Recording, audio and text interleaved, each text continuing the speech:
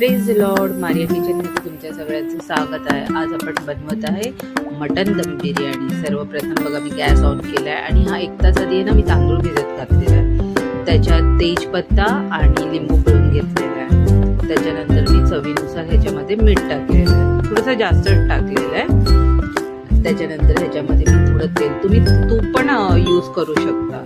ह्याच्यात मिरची, अद्रक, लसूण आणि कोथिंबीर हे मी मिश्रण एकत्र वाटून घेतलेलं. तुम्हाला जेवढं तिखट हवं आहे तेवढं तुम्ही घेऊ शकता. हे वाटलेलं मिश्रण एका ह्याच्यात मी तेल घेतलेलं आहे. तुम्ही कच्चं पण टाकू शकता, पण मला कच्च्याचा थोडा स्मेल येतो म्हणून मी हे थोडंसं तेलात भाजून घेते. आणि त्याच्या आधी मी मटणाला 3 शिट्ट्या घेऊन घेतलेल्या, म्हणजे जास्त मी शिजवलं पण नाही, कमी प्रमाणात असं शिजवलं मी फक्त मटणाला. हे बघा इकडे साईडला भात हे शिजतोय माझा.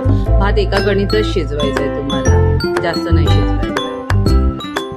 इकडे हे भाजून झालं ना की ह्याच्यात मी तेजपत्ता टाकते आणि ह्याच्यानंतर मी तेजपत्ता पण थोडासा तेलात असा परतून घेईन. इकडे ऑलमोस्ट माझा भात झालेला आहे आणि मी आता ह्याचं पाणी काढून घेईन. त्याच्यानंतर ह्याच्यामध्ये मी चांगलं बघा तेलात परतून घेतल्यानंतर ह्याच्यात मी आहे ना जे मटण शिजून घेतलं ते टाकलं. मटणामध्ये फक्त मी मीठ टाकलेलं, अदरवाईज काहीच टाकलेलं नव्हतं. ह्याच्यामध्ये ना एव्हरेस्टचा बिर्याणी पुलाव मसाला हा थोडा दाणेदार असतो, थोडे अख्खे खडे मसाले पण असतात, त्यामुळे तुम्हाला टाकायची गरज नाही. ह्याच्यात हा मी तळलेला कांदा म्हणजे बिरिस्ता टाकलेला आहे, अंदाजे तुम्ही तुमच्या हिशोबाने.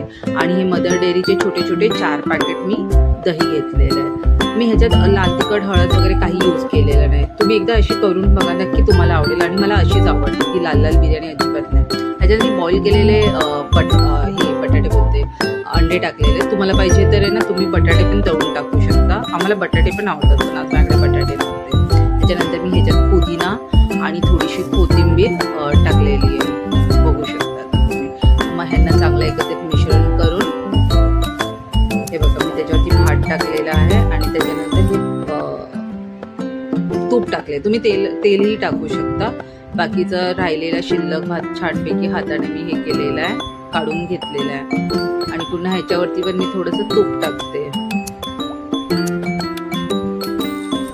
हे बघा तूप टाकल्याने थोडासा भाताला स्मेल पण एक छान येतो आणि भात छान मोकळा मोकळा पण होतो. त्याच्यावर पुन्हा मी तळलेला कांदा टाकलेला आहे.